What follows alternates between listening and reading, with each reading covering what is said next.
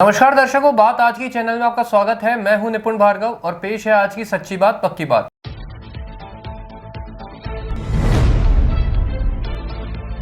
मोदी आए किशनगढ़ और रवाना हुए कोटड़ी।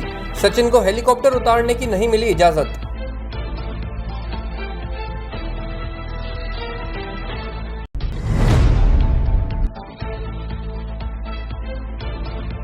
अजमेर में आज देवनानी और बघेल ने निकाली चुनावी रैली। किशनगढ़ में सुरेश टांक ने निकाली रैली।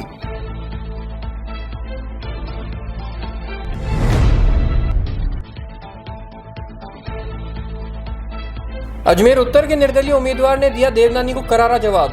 उनको विकलांग कहने पर दर्ज कराई आपत्ति।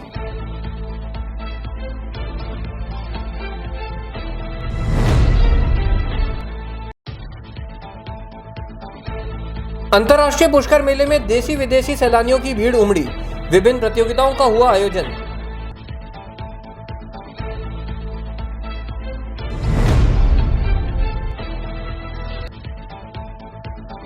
चार दिन की ट्रेनिंग में आशाओं को दी गई महत्वपूर्ण जानकारियां। जिला स्तर पर हुई ट्रेनिंग।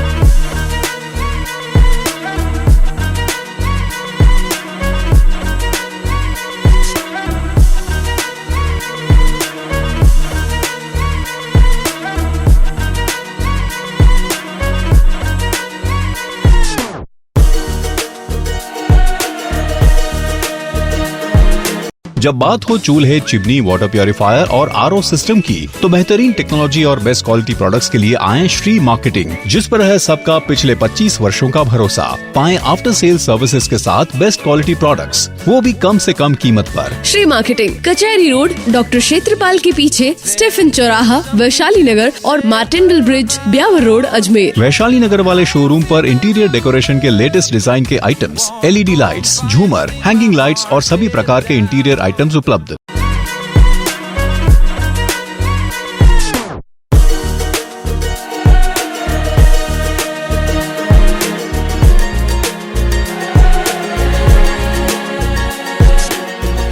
बात आज के चैनल में अब आप भी अपने व्यवसाय और ब्रांड का टीवी और सोशल मीडिया के माध्यम से विज्ञापन लगवाकर विस्तार कर सकते हैं, जहां हमारे चैनल के सभी कार्यक्रमों के माध्यम से हम हमारे दर्शकों को आपके व्यवसाय की समय समय पर सूचना देंगे। जैसे आर पार शाम 7 बजे, जिसमें वरिष्ठ पत्रकार सुरेंद्र चतुर्वेदी द्वारा चुनाव से संबंधित सभी जानकारियां दी जाती है। चुनावी चर्चा, जिसमें आगामी विधानसभा चुनाव को लेकर जरूरी जानकारियां दी जाती है। जानना जरूरी है, जिसमें देश दुनिया की हर वह जानकारी जिसे जानना आपके लिए जरूरी है। स्वास्थ्य चर्चा, जिसमें आपको स्वास्थ्य संबंधी सभी जानकारियां उपलब्ध करवाई जाती हैं। जनता की राय, जिसमें आपको जनता के विचारों से अवगत कराया जाता है। मेहमान, जहां बड़े चेहरों से आपको मिलवाया जाता है। खबरदार खबर, जहां देश दुनिया की सभी छोटी बड़ी खबरें आप तक पहुंचाई जाती हैं। मुद्दा आज का, जिसमें सामाजिक व राजनीतिक मुद्दों पर हमारे चैनल हेड सुरेंद्र चतुर्वेदी द्वारा चर्चा की जाती है। तो देर किस बात की, आज ही बात आज की चैनल के माध्यम से अपने व्यवसाय और ब्रांड का विज्ञापन लगवाकर विस्तार करें। अधिक जानकारी के लिए संपर्क करें 7597901111 पर। ए सर्किट, मामू नहीं बनने का, रेडीनेट फाइबर लगाने का। इंटरनेट बोले तो रेडीनेट फाइबर नेट। डिटेल्स के लिए 7412001234 पे कॉल लगाने का। सही है भाई। इंटरनेट बोले तो रेडीनेट फाइबर। और अब शुरू करते हैं बातों का बेहतरीन सफर। राजस्थान में होने वाले विधानसभा चुनाव के प्रचार प्रसार के आज अंतिम दिन कई नेताओं द्वारा अपने अपने क्षेत्र में रैली निकालकर जनता से समर्थन मांगा गया। इसी कड़ी में आज अजमेर दक्षिण से भाजपा प्रत्याशी अनीता बघेल ने अपने हजारों समर्थकों के साथ एक विशाल वाहन रैली निकालकर जनता से भाजपा को अपना मत देने की अपील की। इस रैली के दौरान शहर के सभी मुख्य मार्गों पर दक्षिण प्रत्याशी अनीता बघेल का जनता द्वारा माला पहनाकर भव्य स्वागत किया गया। अब देखते चलते, मैं तो गाड़ी उतर खड़ी करके आया।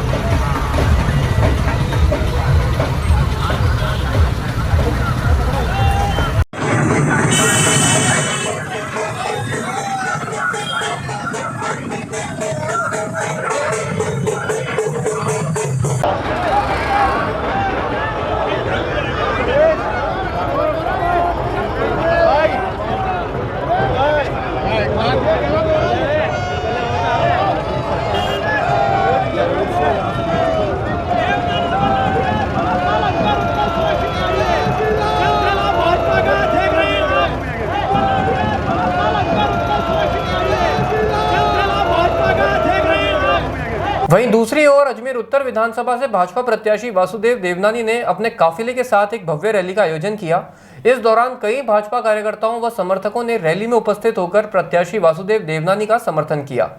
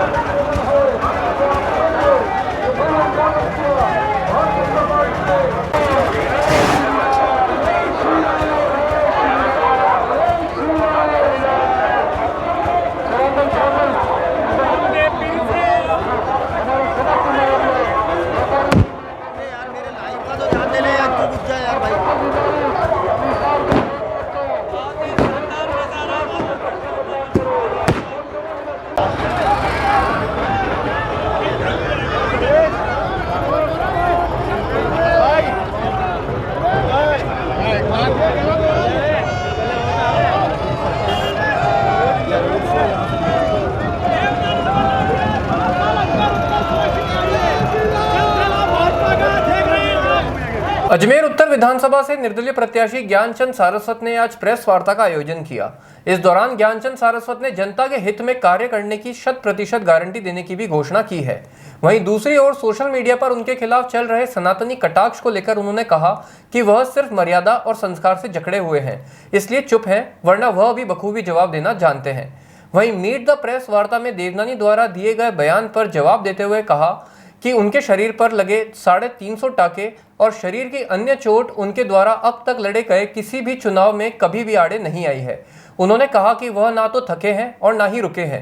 जनता के समर्थन से इस बार चुनाव में विजय जरूर हासिल करेंगे। हम अपने आराम से अपना चुनाव लड़ रहे थे। हमने हमारी फेसबुक पे हमारी केवल चुनाव लड़ने की बात कही थी, लेकिन तरह तरह के साहब ये सनातनी नहीं है, ये गायों को बचाने वाले हाथ गायों को काटने के हाथ में जा रहे हैं।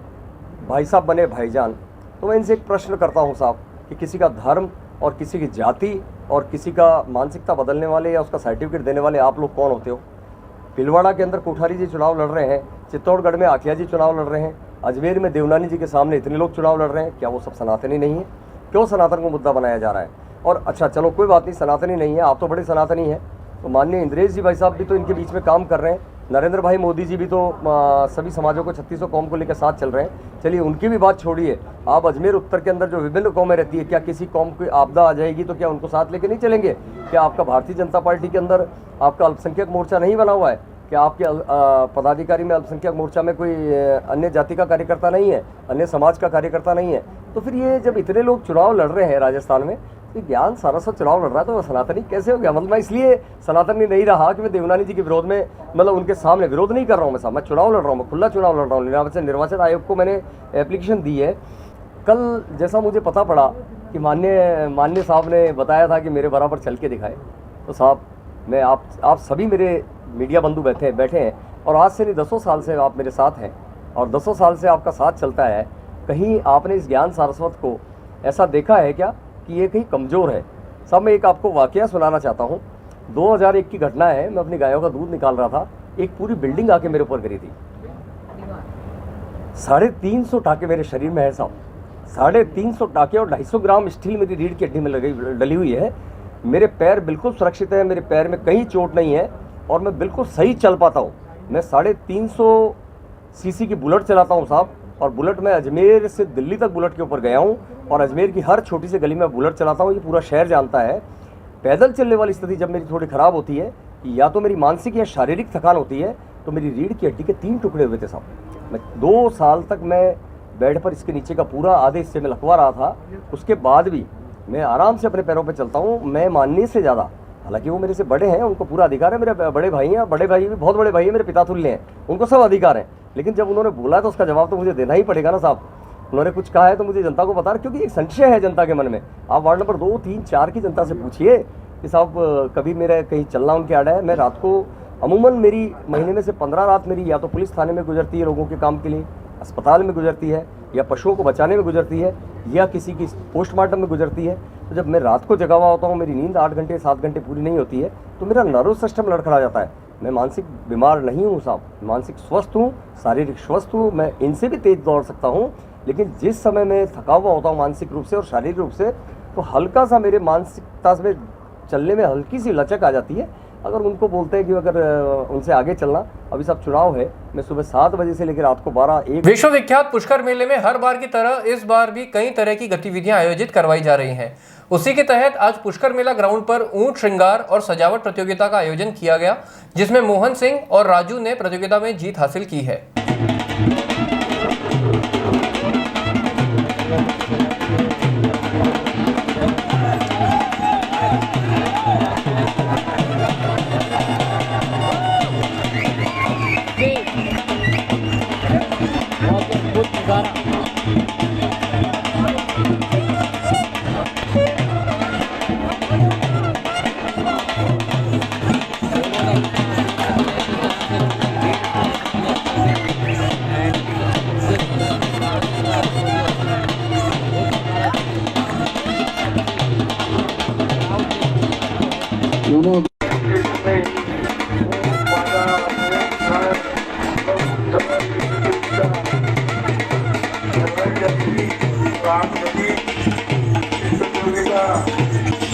होने के बाद में हमारे प्रतियोगिता के लिए टोकन प्राप्त कर ले।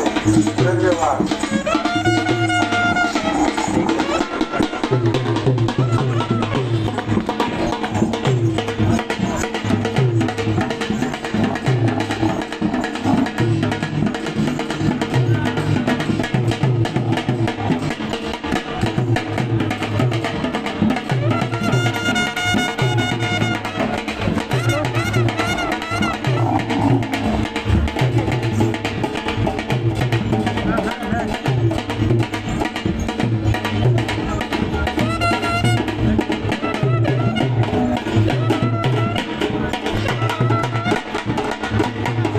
बजाओ भाई, जोर से बजाओ, क्या ढीले पड़ रहे हो।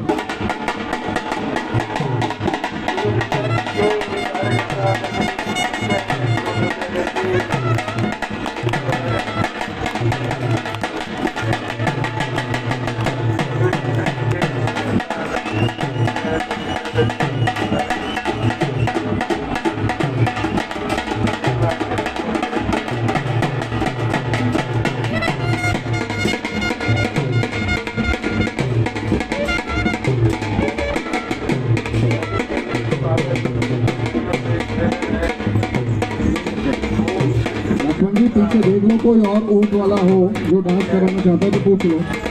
अगर कोई और डांस कराना चाहता है तो आ जाए।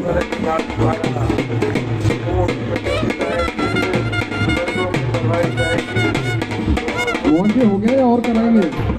Okay okay, thank you.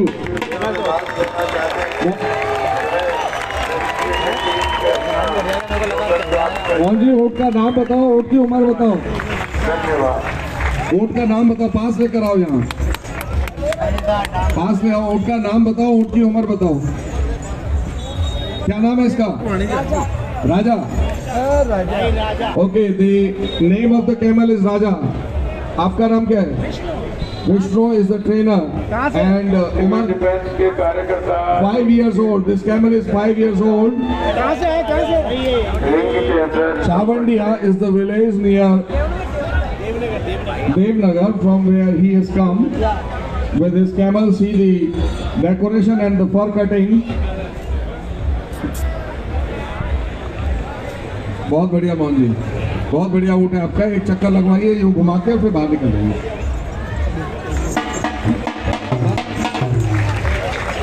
कोई और है क्या भाई? लक्ष्मण जी है कोई और? लक्ष्मण जी कोई और है ऊँट वाला? ओके,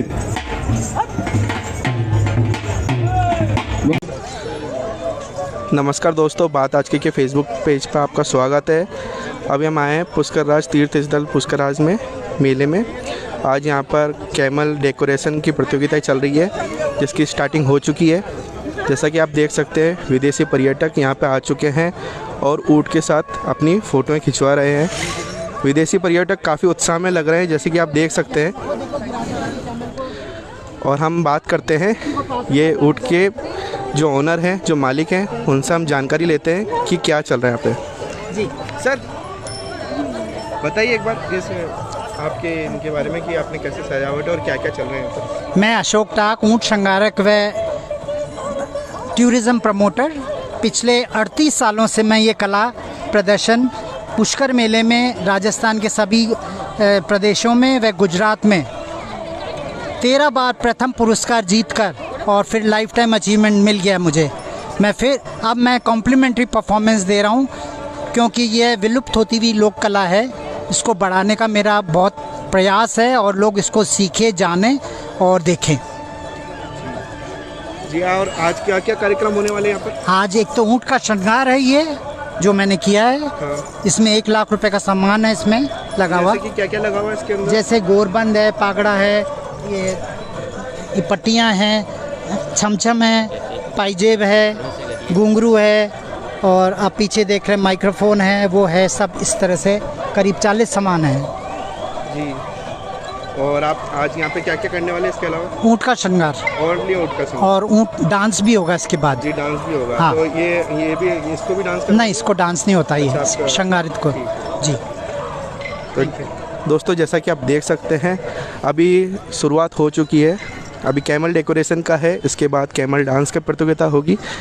यहाँ पे काफ़ी सारे विदेशी पर्यटक आ चुके हैं जो कि काफ़ी उत्साहित है और हम आपको इसी तरह से लाइव प्रसारण में और भी प्रतियोगिता दिखाते रहेंगे। आज सारे कार्यक्रम ऊँट के ऊपर है। तो बात आज की फेसबुक पेज के आपके जुड़ने के लिए धन्यवाद। मिलते हैं नेक्स्ट लाइव में आपसे। सीएमएचओ अनुज कुमार पिंगोलिया के सानिध्य में चल रही जिला स्तरीय ट्रेनिंग में आज अजमेर जिले की सभी आशाओं की ट्रेनिंग आयोजित करवाई गई, जिसमें मौसमी बीमारियों को लेकर आशाओं को महत्वपूर्ण जानकारी भी दी गई। सुपरवाइजर सीताराम बैरवा ने 4 दिवसीय चलने वाली ट्रेनिंग की जानकारी देते हुए बताया कि आशाओं को इस ट्रेनिंग के माध्यम से मुंह, आंख, कान, गला आदि संबंधित रोगों की जानकारी दी गई। उन्होंने बताया कि आशाओं द्वारा ट्रेनिंग के बाद घर घर जाकर सर्वे कर लोगों को जागरूक किया जाएगा। इस समय चल रही मौसमी बीमारियों के लक्षण जानकर नजदीकी क्षेत्र में लग रहे कैंपों के माध्यम से उपचार करने हेतु जनता को प्रेरित किया जाएगा व कई अन्य प्रकार के रोगों की जांच कर उन्हें उपचार हेतु उचित सलाह आशाओं द्वारा दी जाएगी। ये आज जो ट्रेनिंग चल रही है जिला लेवल की, जिला सीएमएचओ साहब डॉक्टर अनुज कुमार जी पिंगोलिया साहब और डीपीएम साहब श्री संतोष सिंह जी के सानिध्य में ये सभी अजमेर ज़िले की समस्त आशा सुविधा की OEEE की ट्रेनिंग चल रही है, जिसमें क्या है कि एल्डरली केयर के लिए पहले ही ट्रेनिंग हो चुकी है। अभी जो OEEE की चल रही है जिसमें मुंह के बारे में और आँख के बारे में, ENT नोज, गला और नाक और इमरजेंसी के बारे में विभिन्न प्रकार के रोगों के जो प्रतिरोध चलते हैं उनके देखते हुए इनको 4 दिवस में ट्रेन करके और उसको फील्ड में काम करना पड़ता है, जिसमें समुदाय के साथ में ये रहकर वहाँ के लोगों के प्रति जागरूकता फैलाएंगे और काम करेगी। ये घर घर जाकर सर्वे करती है और 10 घरों का सर्वे डेली करना पड़ता है। ये समाज के साथ डायरेक्ट कनेक्ट रहती है। तो यहाँ से ये रेफर करके लोगों को जागरूक करके उनको बताया जाए कि उनके जो लक्षण है, जैसे कि उनको दिखाई कम देता है उनकी सूची बनाना, उनके जहाँ कैंप लगता है उन लोगों को वहाँ पहुँचाकर उनके ऑपरेशन करवाना। जिनके दांत खराब है उन लोगों को पता नहीं किस प्रकार के वो नशा करते हैं और दांत खराब होने के क्या क्या कारण होते हैं, किस किस बचाव में होता है, तो इन लोगों को जानकारी देने के बाद वो इनको सबको यही पता है अभी तक कि एक ही प्रकार का डॉक्टर होता है। तो जो अलग अलग बीमारी होती है उनके हिसाब से उनको इलाज देने में सुलभ होता है, तो उनको रेफर करके लोगों को जागरूक करके वहाँ भेजा जाता है। इसी प्रकार इमरजेंसी के लिए हमने बताया, इमरजेंसी उनको ये सिखाया जा रहा है कि इमरजेंसी क्या होती है। किसी के साथ कुछ भी दुर्घटना हो जाती है तो उनका अपने को सहयोग करना है, उन लोगों को अपने अस्पताल, जिला अस्पताल या जहाँ नज़दीक होती है वहाँ पहुँचाने के लिए अपने को सहयोग करना चाहिए। तो जहाँ चोट लगी उसको खून को कैसे रोकना चाहिए और इसके कहाँ उनको पहुँचाना चाहिए, आगे जाकर उन लोगों के मार्गदर्शन करेंगे और ये सहयोग करेंगे। यही 4 दिन की ये समस्त आशा सहयोगिनी है जो इनको 4 दिवसीय आवासीय ट्रेनिंग दी गई है। कितनी महिलाएं काम? ये अभी 33 इस बैच में है, इस बार एक ही बैच है और निकल चुकी हैं हमारे पास बहुत सारे बैच पहले हो गए हैं। अब लेते हैं एक छोटा सा विराम, जल्दी मिलते हैं एक नए सफर पर।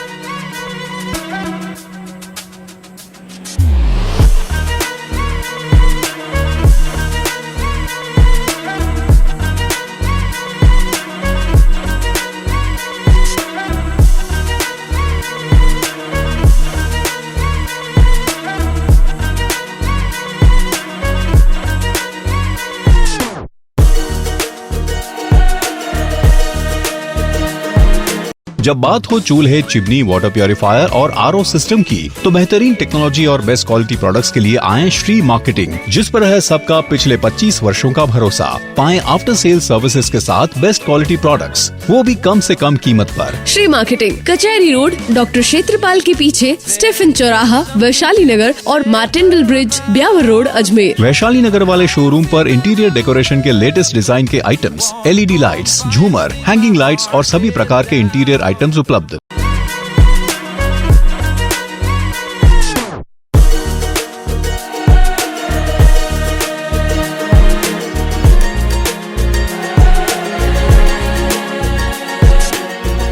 बात आज के चैनल में अब आप भी अपने व्यवसाय और ब्रांड का टीवी और सोशल मीडिया के माध्यम से विज्ञापन लगवाकर विस्तार कर सकते हैं, जहां हमारे चैनल के सभी कार्यक्रमों के माध्यम से हम हमारे दर्शकों को आपके व्यवसाय की समय समय पर सूचना देंगे। जैसे आर पार शाम 7 बजे, जिसमें वरिष्ठ पत्रकार सुरेंद्र चतुर्वेदी द्वारा चुनाव से संबंधित सभी जानकारियां दी जाती है। चुनावी चर्चा, जिसमें आगामी विधानसभा चुनाव को लेकर जरूरी जानकारियां दी जाती है।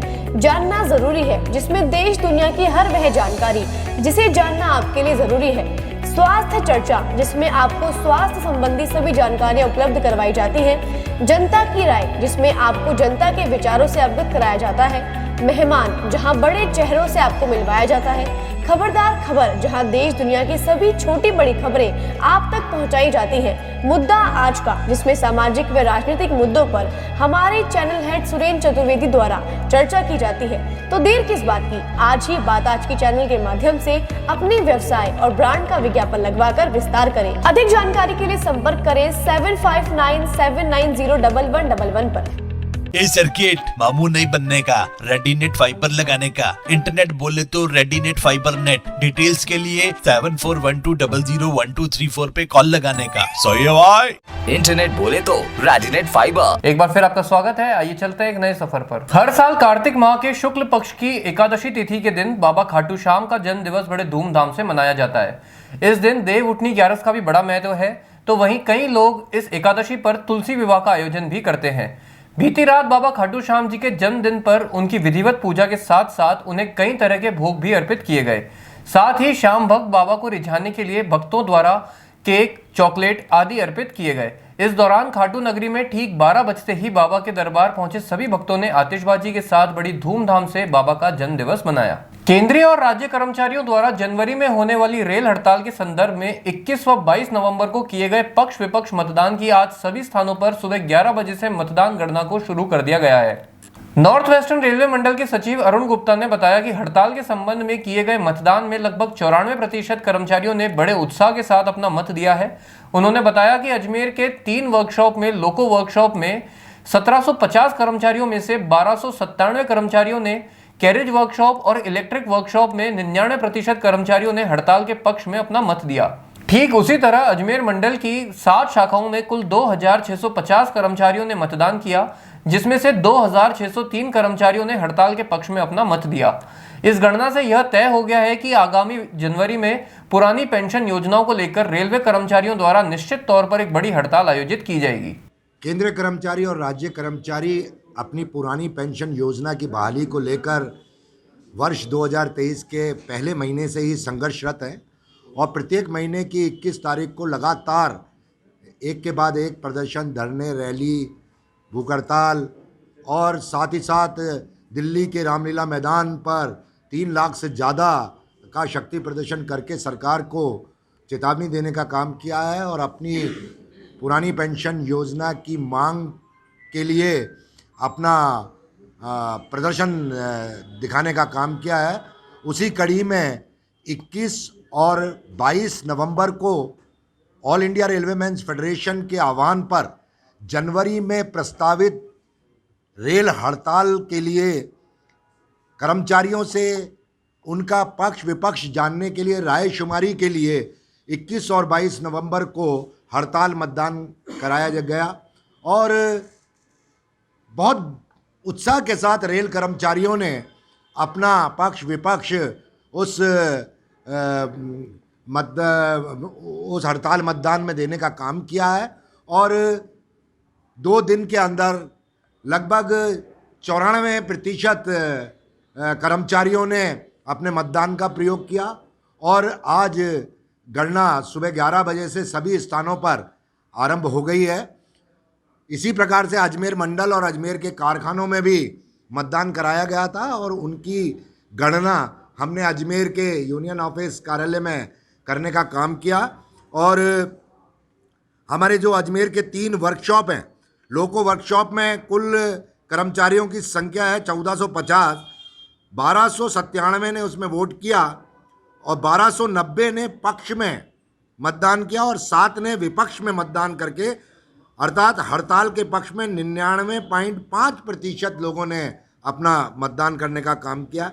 ऐसे ही कैरिज वर्कशॉप में 99.8% पक्ष में मतदान करने का काम किया। इलेक्ट्रिक वर्कशॉप में 99.4% लोगों ने पक्ष में मतदान करने का काम किया है। इसी तरीके से अजमेर में हमारी 7 मंडल की 7 शाखाएं हैं और 7 शाखाओं में कुल 2650 कर्मचारियों ने मतदान करने का काम किया। उसमें से 2603 ने हड़ताल के पक्ष में मतदान किया है और 47 लोगों ने हड़ताल के विपक्ष में मतदान किया है। अर्थात 98.2% रेल कर्मचारियों ने अजमेर में हड़ताल के पक्ष में मतदान करने का काम किया है। तो कर्मचारियों में उत्साह है और आने वाले समय में अगर सरकार पुरानी पेंशन बहाली का मांग को पूरा नहीं करती है, ओल्ड पेंशन स्कीम इस देश में लागू नहीं करती है, तो निश्चित रूप से जो प्रस्तावित जनवरी में हड़ताल है उस हड़ताल का होना अब तय है। इसलिए इस हड़ताल मत के माध्यम से भी हम देश की सरकार को ये चेतावनी देना चाहते हैं कि कर्मचारियों से बैर ना ले और सीधे सीधे पुरानी पेंशन योजना बहाली करने का काम करें। अन्यथा आने वाले समय में न सिर्फ इस देश में रेल हड़ताल बल्कि देश का चक्का जाम एक आम हड़ताल इस देश में होना निश्चित है। ये कितने साल बाद होगी ऐसी हड़ताल होती है? देखिए 1974 में भारतीय रेल के ऊपर एक बहुत बड़ी हड़ताल हुई थी और वो हड़ताल 19 दिन तक इस देश में चलने का काम हुआ था। उसके बाद आज तक देश की सरकार के साथ यूनियन फेडरेशंस के नेगोशिएशन इस प्रकार से चलते रहे हैं कि कभी भी बड़े बड़े मुद्दों पर भी हमने सरकार से नेगोशिएशन के माध्यम से, बातचीत के माध्यम से अपनी बातों को मनवाने का काम किया है। इसलिए 1974 के बाद भारतीय रेल पर अभी तक कोई हड़ताल नहीं हुई है। लेकिन इस बार जिस तरीके से सरकार ने अपनी हठधर्मिता दिखा रखी है, पुरानी पेंशन योजना की बहाली को लेकर उनका निराशाजनक रवैया नज़र आ रहा है। ऐसे देखते हुए हमें ये महसूस हो रहा है कि इस बार जो हड़ताल बैलेट हम लोगों ने लिया है और कर्मचारियों ने अपनी राय देने का काम किया है, तो सरकार के इस हठधर्मी रवैये के खिलाफ इस देश में एक बार पुनः निश्चित रूप से जनवरी-फरवरी 2024 में हड़ताल होना तय है। आज बस इतना ही। कल फिर होगी आपसे मुलाकात। तब तक के लिए आज्ञा दीजिए। नमस्कार।